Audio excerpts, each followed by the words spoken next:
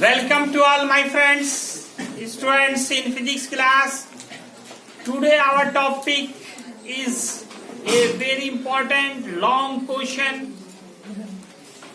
Application of Biot-Savart law पे based एक important long question है कि कोई स्ट्रेट वायर हो और उससे करंट पास हो रहा हो, उसके आसपास कहीं पे भी कोई एक पॉइंट हो, उस पॉइंट पर मैग्नेटिक इंडक्शन का क्या फॉर्मूला होगा वह निकालना है with the help of Biot Savart law.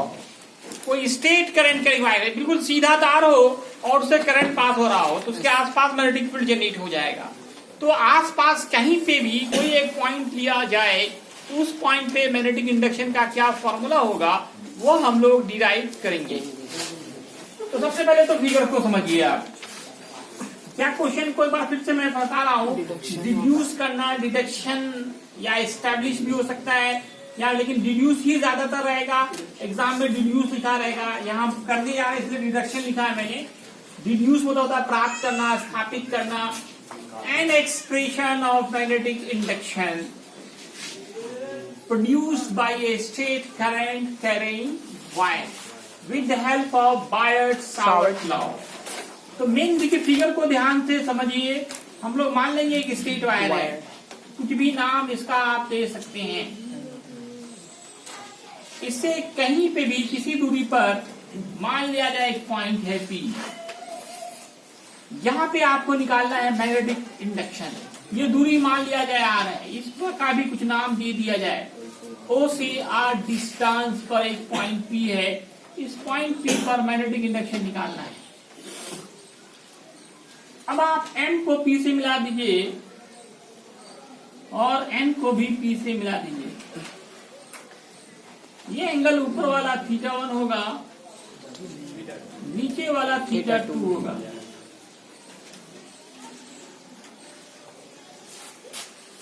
कोई प्रॉब्लम?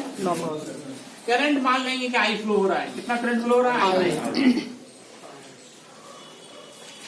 यहाँ तक ठीक है। अब देखिए आगे आप क्या करें, कोई एक यहाँ से टुकड़ा ले लें, करंट एलिमेंट जिसको बोलते हैं आप। बायट-सावर्ट लॉ जो किसके लिए वैलिड है? करंट एलिमेंट के लिए। एक करंट एलिमेंट आप CD मान लेते हैं, इनका जो लेंथ है वो आप DL मानते हैं तो DL मान लिया जाए। अब C और D दोनों पॉइंट को P से मिलाया जाए। एक छोटा सा एंगल बनेगा, इसको हम लोग D थीटा बोलेंगे। ये जो एंगल बनेगा उसको थीटा बोलेंगे। इस एंगल को फाई बोला जाएगा। ये C और D they are very close to each other, एक दूसरे के बहुत नजदीक होते हैं। ये DL बहुत ही स्मॉल होता है, इसे ये लगभग ये दोनों एंगल बराबर ही होगा। ये फाई तो ये भी क्या होगा? फाई होगा। एक परपेंडिकुलर यहाँ ड्रॉ कीजिए, कुछ भी नाम दीजिए। क्या दिए? M भी हो चुका है, N भी हो चुका है, L दे दीजिए, S दे दीजिए, कुछ भी दे दीजिए। ये एंगल 90 डिग्री चाहे राइट एंगल ट्रायंगल यहाँ पे बना रहा हूँ। बस यही है फिगर। फिगर में ज्यादा कुछ नहीं है। अब आप इसको लिख दें, जितना काम किया है इसको आप यहाँ लैंग्वेज दें। Let MN is a straight wire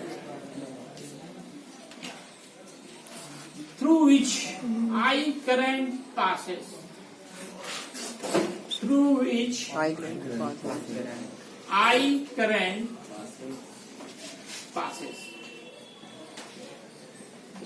इसके बाद क्या किया? एक पॉइंट लिया, एक point P is taken at R distance। R distance पे एक पॉइंट लिया P। इसके बाद क्या किया? टेक के करंट एलिमेंट। करंट एलिमेंट नाम क्या है? CD of length DL। DS ये परपेंडिकुलर ड्रॉ किया गया। DS परपेंडिकुलर है CP पे, PC पे। पीसी सीपी जो बोले एक ही बात है। कोई प्रॉब्लम? एंगल सर का भी नाम लिख के रख दिए तो अच्छा रहेगा, तो आपको कभी फिगर बनाए ना कंफ्यूजन नहीं होगी। जैसे एंगल DCS OPM, ये θ1 था, पूरा एंगल, ऊपर का पूरा एंगल, नीचे का angle OPN, θ2,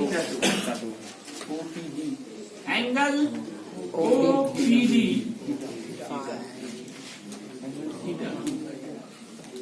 angle ODP, angle ODP is 5, angle DCS, angle और DCS ये भी 5, DCS लगभग ये भी 5। DS परपेंडिकुलर है CP पर, इस ट्रायंगल में आइए, in triangle DCS sine phi, formula बोलिए, P/H होता है, P होगा DS, ये फाई है, फाई के सामने एंगल P होता है, P हो गया DS, H हो गया CD, तो क्रॉस मल्टीप्लीकेशन कीजिए, DS is CD sin phi, DS का मान CD का लेंथ देखिए DL है, DL sin phi।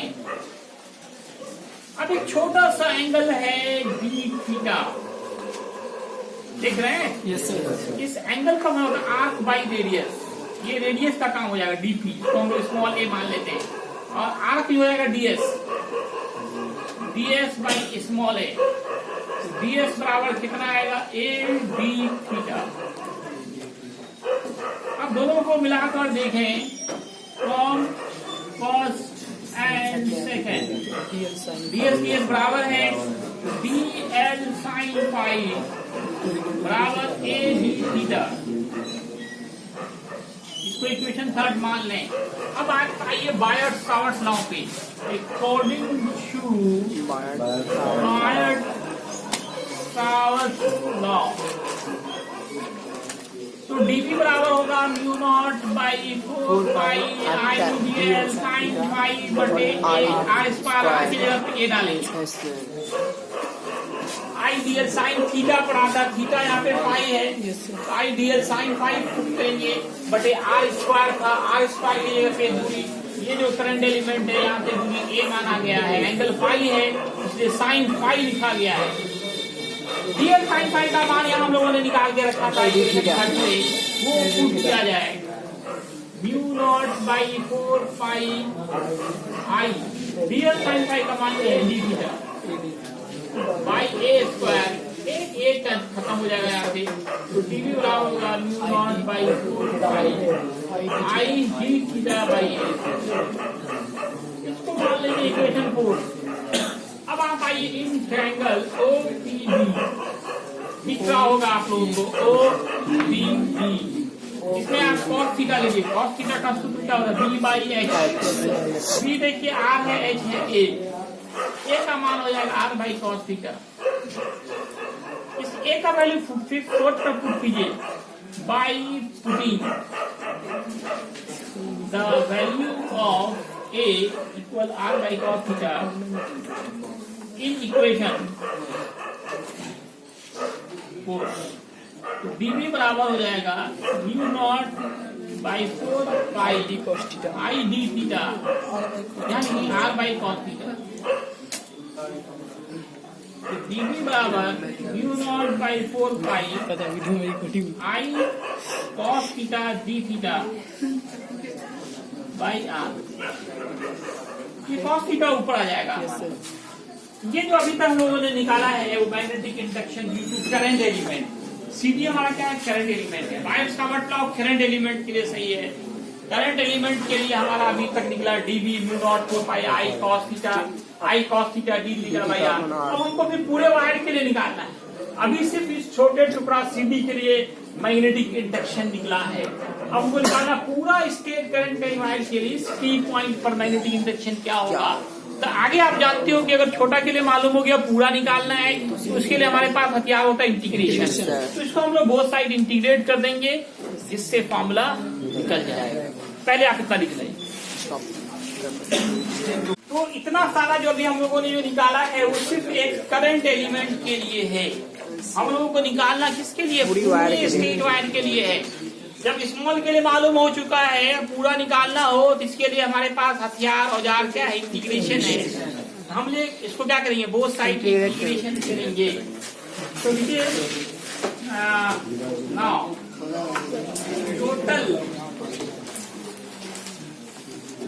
या कि ये net magnetic induction, net magnetic induction at point P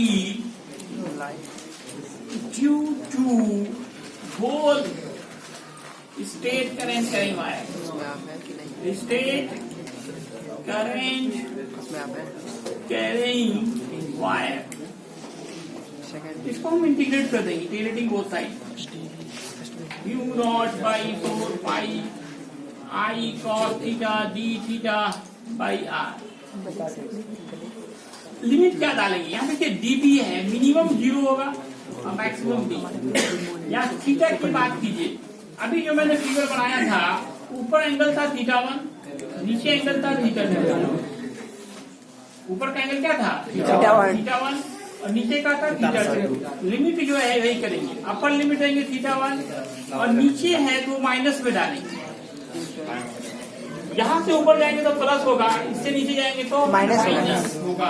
या आप पढ़े एंटी क्लॉकवाइज प्लस होता है, क्लॉकवाइज माइनस होता है। लिमिट को कैसे दिए समझ में आ गया? ऊपर है हमारा θ1, नीचे क्या है θ2, नीचे है तो माइनस, ऊपर है तो प्लस। अब इसका integration of dB mu naught d, यहाँ b लिखिए, यहाँ 0 लिखिए। Mu naught by 4 pi I by r को बाहर कीजिए। cos थीटा का इंटीग्रेशन बोलिए।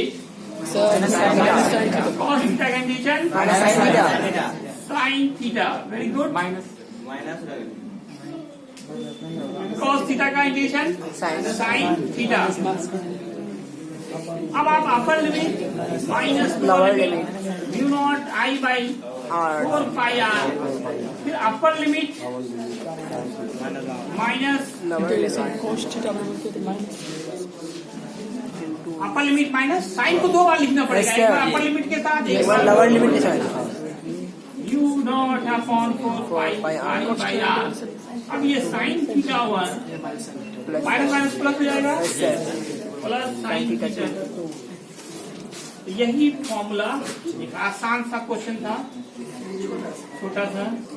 You naught by 4 pi I sine θ1 plus sine θ2 by r। ये स्टेट वायर के लिए, स्टेट करंट कैरिंग वायर के लिए मैग्नेटिक इंडक्शन का फॉर्मूला हुआ है। मान लीजिए स्टेट करंट कैरिंग वायर है, इस पी पॉइंट पर जो r दूरी पे था मैग्नेटिक इंडक्शन निकला। इसमें एक स्पेशल केस करना पड़ता है कि अगर वायर बहुत लंबा हो, इन्फिनाइटली लॉन्ग हो, तब क्या होगा? तार की लंबाई अगर नहीं दी गई है क्वेश्चन में, ये मान के चलना है कि वो तार बहुत लंबा है, इन्फिनाइटली लॉन्ग है। स्पेशल केस,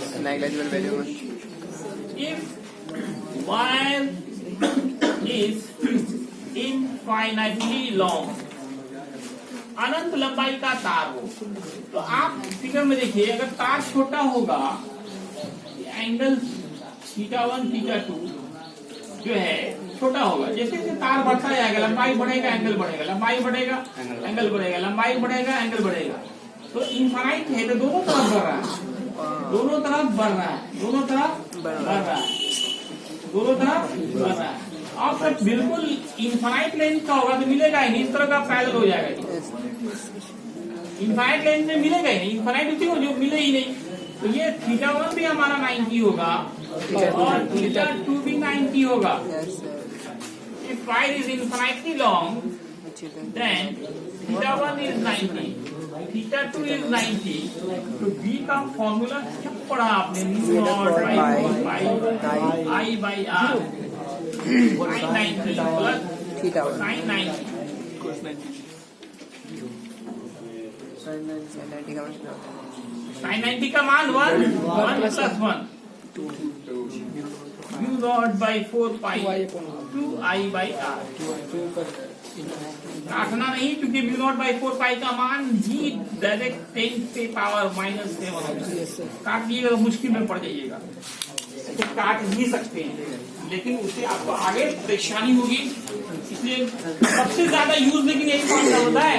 और ऑब्जेक्टिव में भी जनरली ये क्वेश्चन आता है, इनफाइनाइट लेंथ का कोई करंट कैरिंग स्ट्रेट वायर है, तो उसका हो गया उसके आसपास कोई पॉइंट है, वहां पे मैग्नेटिक इंडक्शन का क्या फॉर्मूला होगा? तो mu naught by 4 pi 2 by R. इसका हम लोग आगे देखिएगा बहुत ज्यादा यूज इसी एक्सरसाइज में करने जाएंगे। ठीक है दोस्तों, ध्यान से पढ़े, मन से पढ़े, बहुत कम टाइम बचा हुआ है। धन्यवाद। लाइक करें।